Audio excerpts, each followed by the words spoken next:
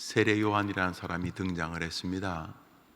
그저 고만한 목사들 사이에 걸출한 목사가 나타난 것입니다. 다른 사람과 무슨 모습부터가 달랐습니다. 그는 빈들에서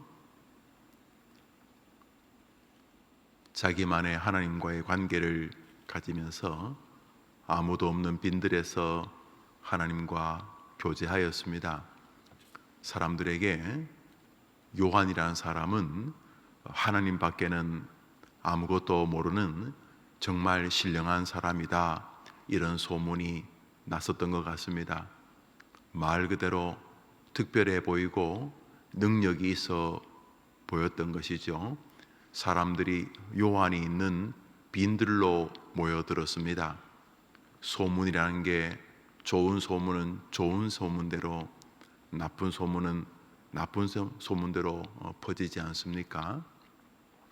어디 용한 의사가 있다, 어디 용한 한의사가 있다, 어디 용한 뭐가 있다 그러면 사람들이 그저 그런 비슷한 병을 가진 사람들은 아무래도 자신의 병과 생명에 깊은 애착이 있을 것이니 그저 용하다는 사람에게 모여드는 것처럼 세례 요한이 용한 하나님의 목사라, 그런 소문이 났었던 것 같습니다. 빈들로 사람들이 인산인해 모여들었습니다. 사람들이 많이 모여들면 보편적으로 자신이 다른 사람보다 좀 뛰어난 사람이다, 이런 느낌을 가질 가능성이 있지 않습니까? 교회도 조그만 몇 명, 몇십 명 모이는 그런 조그만 개척교회나 혹은 작은 교회 목사보다 몇만 명, 몇천 명 모이는 규모 있는 교회 목사들은 조금 더 능력이 있어 보일 것 같이 스스로 생활 여지가 없다고 할 수 없지 않겠습니까? 모두가 다 그런 건 아니겠지만 여튼 간에 말입니다. 이 요한이 이 빈들에서 사람들이 자기에게로 막 몰려들었습니다. 그러다가 사람들 사이에 이런 소문이 퍼졌습니다. 요한이 메시아가 아닐까? 요한이 우리의 문제를 해결해 줄 수 있는 위대한 종이 아닐까? 이러면서 요한에게 기대의 정점인 메시아를 기대하였습니다. 15절을 우리 한 번 더 읽겠습니다. 15절입니다. 백성들이 바라고 기다림으로 모든 사람들이 요한을 혹 그리스도신가 심중에 생각하니, 사람들이 마음에 요한이 혹시 이사야가 말했던 보라 처녀가 잉태하여 아들을 낳을 것이요 그 이름을 임마누엘이라 하는데 혹시 그런 거 아닌가? 우리를 위해 오실 구세주가 아닐까? 이렇게 사람들이 세례 요한을 높이 생각할 때에 요한이 사람들에게 무엇이라고 말을 하느냐 하면 16절에 요한이 모든 사람에게 대답하여 이르되 나는 물로 너희에게 세례를 베풀거니와 나보다 능력이 많으시니가 오신다. 그분이 오신다. 그분이 오시면 나는 그의 신발끈을 풀기도 감당하지 못한다. 그는 그렇게 위대한 분이다. 나는 그분의 발의 때만도 못하다, 이런 뜻이거든요. 우리나라 속담에 발의 때만도 못한 이런 말처럼 자신이 그분의 그분과 견주거나 그분 옆에서 이렇게 막상막하 그런 수준이 아니라 나는 그분의 발의 때만도도 못한 인간, 나는 그분의 신발끈 만질 만한 그런 존재도 못 된다. 그분은 위대한 분이다. 이러면서 그는 그리스도의 높은 주권을, 그리스도의 높은 메시아됨을, 우리 삼위일체 하나님이란 의미에서 삼위 하나님의 그 존귀한 영광을, 그분의 높으신 권위를 존중하고 있는 것을 보게 됩니다. 여인이 낳은 자 중에 가장 큰 자라고 불리웠던, 우리 모두 다 여인이 낳지 않습니까? 그 사람 중에서 가장 큰, 가장 위대한 사람이라고 불리웠던 요한이 그렇게 불리게 된 두 가지 이유는 그가 빈들에서 전했던 메시아, 예수 그리스도의 오심을 선포한 그 메시아를 우리들에게 잘 알려주었다는 측면에서 그는 그 어떤 사람보다도 존귀한 일을 했다 하는 사역적인 의미에서 그는 정말 존귀한 인생이다. 우리 모두가 이 세례 요한처럼 예수님을 사람들에게 전한다면 우리도 여인이 낳은 자 중에 가장 존귀한 자가 될 수 있습니다. 탑 오브 탑, 최고 중에 최고란 뜻인데, 우리가 보다 보면은 공동 우승이라는 게 있지 않습니까? 공동 우승. 아무리 해도 이 두 사람은 우열을 매기기가 어려워서 아무래도 안 되겠다, 이 두 사람을 공동 우승으로 하자, 이런 거 있지 않습니까? 아무리 해도 이 사람과 이 사람을 최고로서 견줄 수밖에 없은, 그래서 공동 우승. 여인이 낳은 자 중에 가장 큰 자라는 세례 요한이 그렇게 불리게 된 계기는 예수님의 길을 예비하고, 예수님이 오시죠. 이 땅에 다시 심판하러 오시죠. 그러니까 그 예수님의 오심을 사람들에게 전하고, 예수님 정말 존귀하다, 그분을 예수님만이 유일한 구원자다, 이렇게 예수님을 사람들에게 전하면 우리도 여인이 낳은 자 중에 가장 높은 자가 될 수 있습니다. 가장 큰 자가 될 수 있습니다. 또 하나, 세례 요한이 여인이 낳은 자 중에 가장 큰 자라고 불리우게 된 또 하나의 이유가 바로 이것입니다. 예수님의 신발끈 풀 만한 자격도 제게 없습니다라고 했던 인물이었습니다. 다시 말해, 아무도 예수님을 알지 못할 때에 예수님의 신발끈 풀 자격도 없다고 말하는 이 세례 요한은 아시지요? 베드로는, 제자들은 예수님을 다 따라다니다가 결국은 신발끈도 풀기 어려운 분으로 본 게 아니라 기꺼이 버리고 갈 수 있는 쓰레기처럼 보았습니다. 여러분 살다가 물건 언제 버리십니까? 너무너무 요긴해서 버리십니까? 야, 이 금은 정말 우리 집에 요긴하다, 그래서 버려야 되겠다. 이 폐물은 우리 집에 너무너무 요긴하다, 그래서 쓰레기통에 버려야 되겠다, 그러십니까? 여러분 언제 버립니까? 쓰레기일 때 버리죠. 예수님을 다 버리고 도망가지 않습니까? 예수님을 버릴 때 베드로는 욕까지 담아가지고 침까지 뱉어서 버리죠. 예수, 나는 그런 인간 몰라. 예수님을 심지어 저주까지 하면서 버리지 않습니까? 신발끈을 풀 자격도 없습니다, 이렇게 주님을 높이는 게 아니라 예수님을 코 탁 풀어서 팍,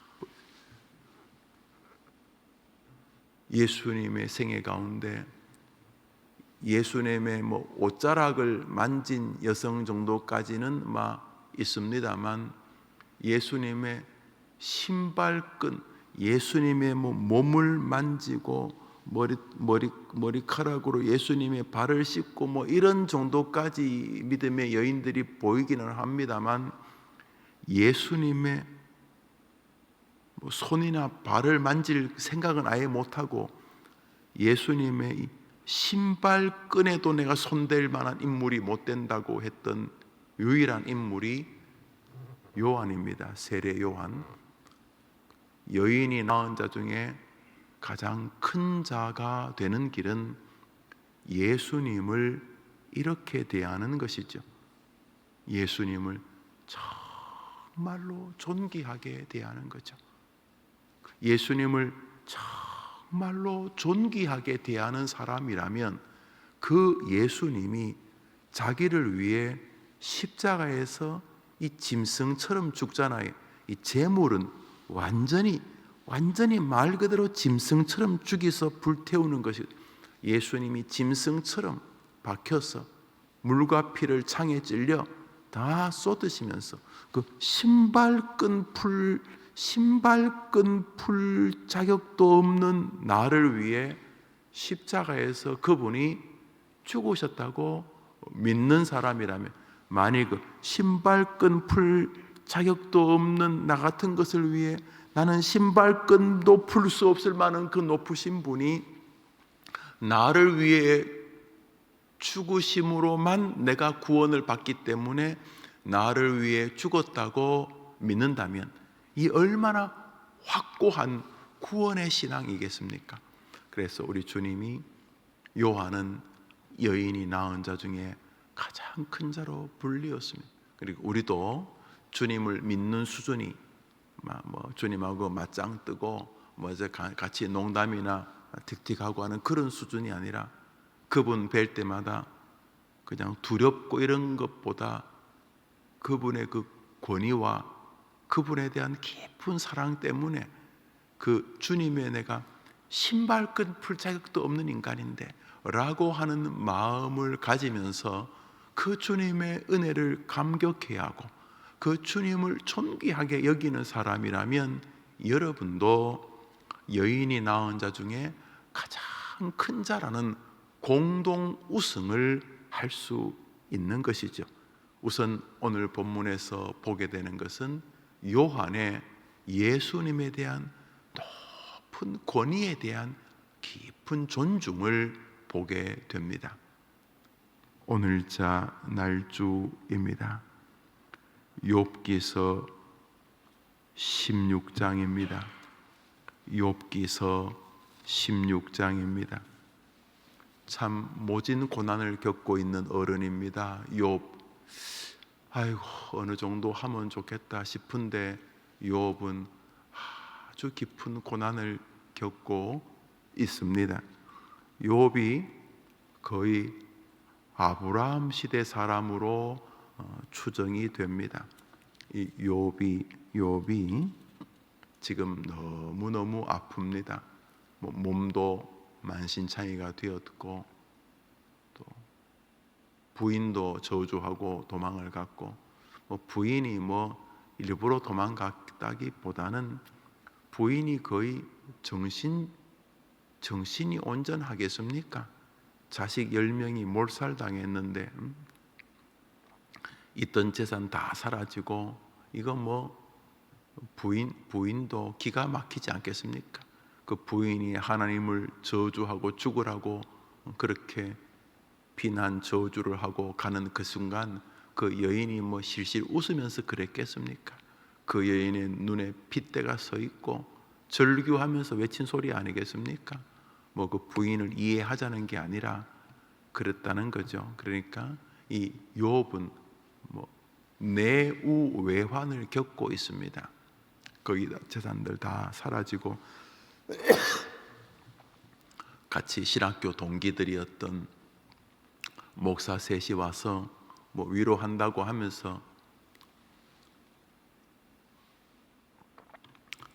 1절만 하고 가면 될 텐데, 또 옆에 붙어서 깐죽거리면서 자기 의와 또 욥의 고난을 이렇게 비교하면서 그저 어설픈 신학으로 비아냥거리고, 그러니까 욥이 정말 고통스러웠을 것입니다. 우리 다 느껴지지 않습니까? 자, 그 고통 속에서 욥이 안 아픈 게 거짓말이죠. 욥이 어떻게 안 아픕니까? 무슨 엄청난 병이 아니어도 몸에 뭐가 이렇게 두드러기만 나도 그거 벅벅 끓고, 아토피 이불이 시뻘겋게 변할 만큼 긁고 피 흘리고 고통스럽고, 무슨 큰 아토피가 작은 병이라는 게 아니라 그것도 큰 병이긴 한데, 또 새끼 밥은 먹고 살잖아요.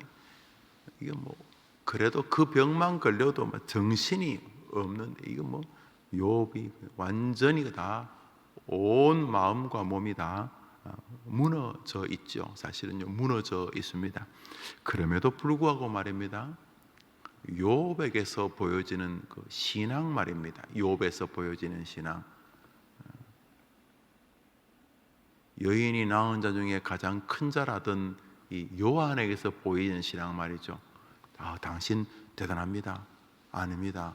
나 하나도 대단 안 합니다. 예수님에 비하면 나는 그분의 이 신발끈 풀 자격도 없어. 그분이 권위자입니다. 그분이 주권자입니다. 그분이 능력자입니다. 그분 뜻에 의해 진행되는 것입니다. 나는 물로 세례를 주지만 그분은 불로 세례를 주신, 그분은 세상을 홀로 주관하시고 심판하시는 분이십니다. 이게 불 아닙니까? 불. 욥의 신앙입니다. 12절 13절을 읽겠습니다. 읽읍시다. 시작. 내가 평안하더니 그가 나를 꺾으시며 내 목을 잡아 나를 부서뜨리시며 나를 세워 관역을 삼으시고 그의 화살들이 사방에서 날아와 사정없이 나를 쏘므로 그는 내 콩팥들을 꿰뚫고 그는 내 쓸개가 땅에 흘러나오게 하시는구나. 야, 이거 문학적인 것을 넘어서 그저 한 구절 한 구절에 피가 줄줄 흐릅니다. 내가 평안하더니 그랬지요. 내가 평안했죠. 동방에서 자타가 인정하는 부자였고 존경받는 사람이었고 심지어 하나님이 인정하는 믿음의 사람이었으니까요. 그런데 그가가 중요합니다. 그가 나를 꺾었다. 그가 내 목을 잡아 나를 부서뜨렸다. 그가 나를 세워 관역을 삼으셨다. 세상에 관역에 종이를 붙여놓는 건 이해가 되는데 관역에 나를 세워뒀다. 그분이. 그리고 나에게 화살을 쐈는데 빗나가지 않고 화살이 어디 맞았냐? 13절에 그의 화살들이 사방에서 날아와 사정없이 나를 쏘므로 그는 내 콩팥들을 꿰뚫고, 화살이 날아와 내 콩팥을 꿰뚫었고 내 쓸개가 땅에 흘러나오게 하셨다. 이거 지금 너무너무 리얼하잖아요. 화살이 쐈는데 콩팥을 뚫어가지고 그 화살로 콩팥이, 쓸개가 피가 줄줄 흐르고 지금 그러고 있는 겁니다. 지금 얘가 내려다 보니까 박힌 화살 사이로 피가 흐르고 그 쓸개즙이 흐르고 지금 그러고 있는 겁니다. 그가 누구냐 말이죠. 윗구절 읽습니다. 11절입니다. 읽읍시다. 하나님이 나를 악인에게 넘기시며 행악자의 손에 던지셨구나. 그가 누구지요? 하나님이 하셨다. 하나님이 주권자다. 하나님이 하셨다.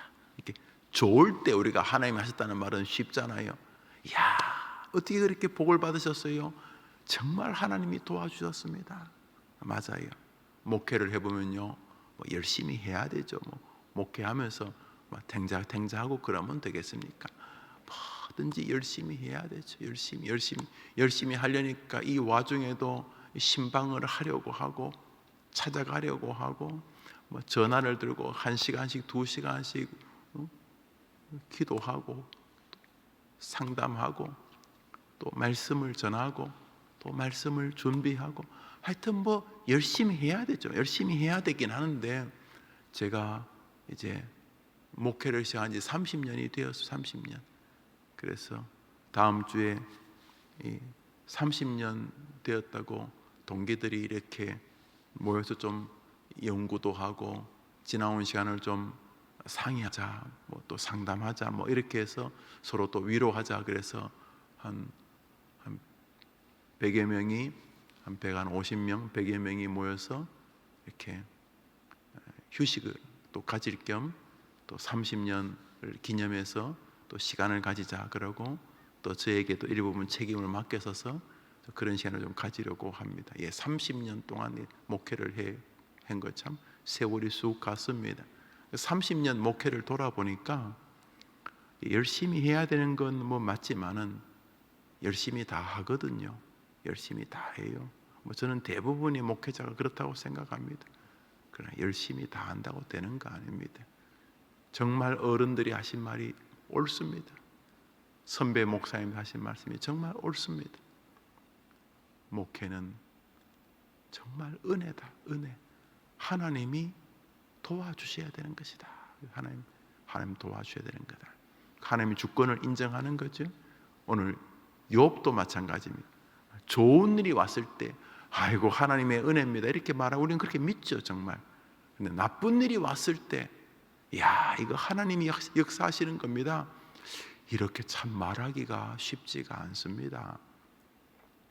뭐 명백하게 내가 잘못해서 하나님께 쥐어 박히는 거라면 그냥 그렇게 뭐 말할 수 있지만은 참 내가 잘못해서 쥐어 박히는 것도 하나님이 하셨다고 말하고 싶지 않는데, 욥은 아무리 생각해봐도 왜 이런지 도무지 이해가 안 되는 거, 이해가.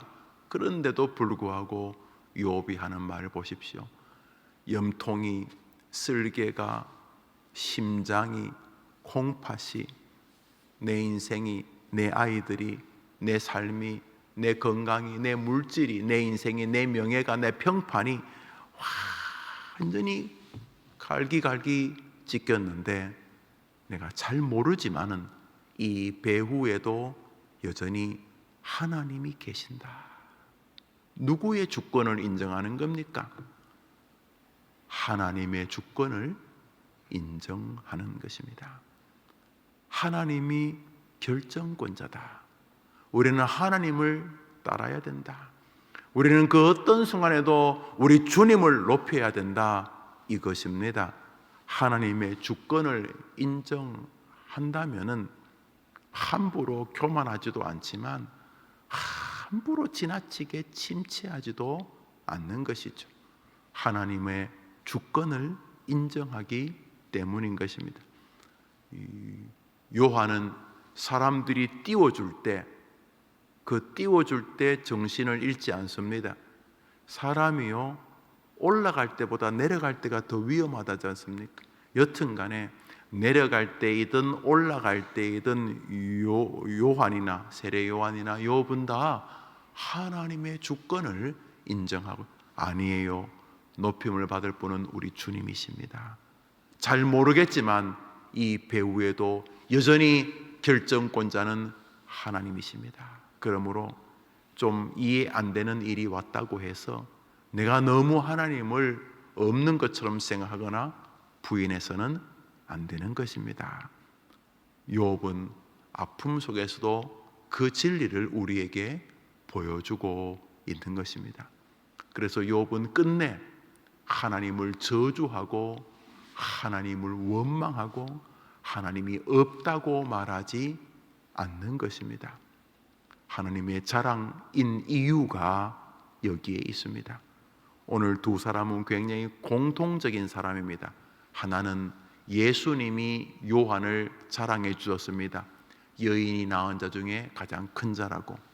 욥은 하나님이 사단에게 자랑해 주셨습니다.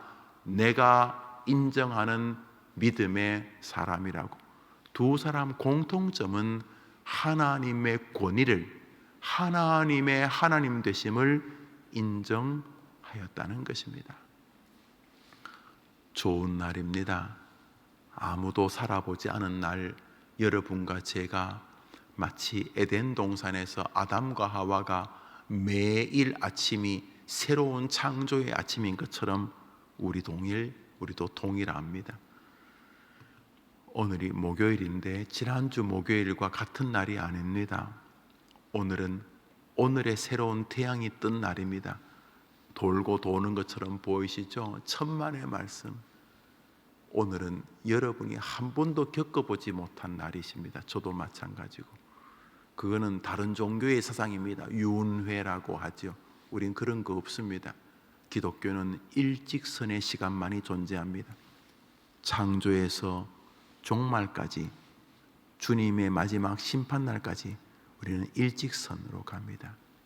지난주 목요일과 오늘이 틀린 이유는 지난주보다 여러분은 주님과 그만큼 더 가까워지셨고, 여러분의 개인적으로는 육체적으로 정서적으로 조금 더 젊어져 가거나 조금 더 이렇게 나이가 들어져 갔습니다. 모든 면에서 어제와 오늘도 같지 않습니다. 오늘은 새날입니다. 그런데 같은 분이 한 분 계십니다. 늙지도 주름 잡히지도 변화하지도 않는 오직 한 분, 우리 하나님이십니다. 우리는 시간 속에 있지만 하나님에게는 시간이 주님의 손바닥 안에 있습니다. 다시 말해, 우리는 시간에서 못 벗어나지만 주님에게 시간은 이렇게 꽉 쥐면 껌종이처럼 구겨지는 것입니다. 주님은 시간 밖에 계신 분이십니다. 시간조차 창조물이기 때문입니다. 오늘 여러분은 하나님이 창조하신 아무도 걷지 않은 새날을 걸어가십니다. 오늘 여러분의 생애 최고의 날을 만들 수 있습니다. 하나님을 높이는 것입니다.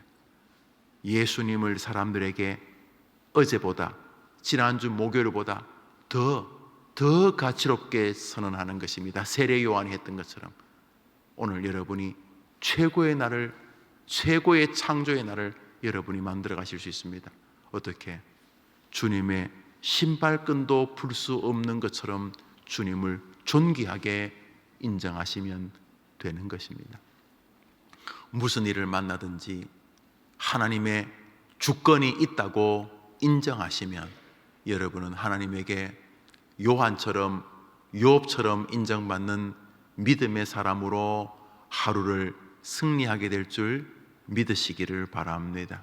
부디 어제처럼 살지 마시고, 부디 지난주 목요일처럼 살지 마시고, 오늘 여러분의 생에 가장 즐거운 성경 읽기의 날이 되시기를 바라고, 오늘 가장 즐거운 마음으로 주님을 묵상하는 날이 되기를 바라고, 오늘 가장 기쁜 마음으로 여러분에게 맡겨진 아름다운 숙제들인 사람들을 위해 사랑하고 배려하고 기도하는 날들이 되시기를 바랍니다. 오늘 하루 시간이 다 지나 여러분의 침상에서 기도로 하루를 정리하기 전까지 여러분이 말 그대로 소망 한 달의 순례자들처럼 감사와 기쁨과 은혜의 하루 여러분들이 주역되기를 주님의 이름으로 축복합니다. 우리 주님 가르친 기도로 예배를 마치고 자유롭게 기도하고 하루를 출발하겠습니다. 하늘에 계신 우리 아버지여, 이름이 거룩히 여김을 받으시오며 나라 임하옵시며 뜻이 하늘에서 이룬 것 같이 땅에서도 이루어지이다. 오늘날 우리에게 일용할 양식을 주옵시고 우리가 우리에게 죄 지은 자를 사하여 준 것 같이 우리 죄를 사하여 주옵시고 우리를 시험에 들게 하지 마옵시고 다만 악에서 대개 나라와 권세와 영광이 아버지께 영원히 있사옵나이다. 아멘. 기도합시다.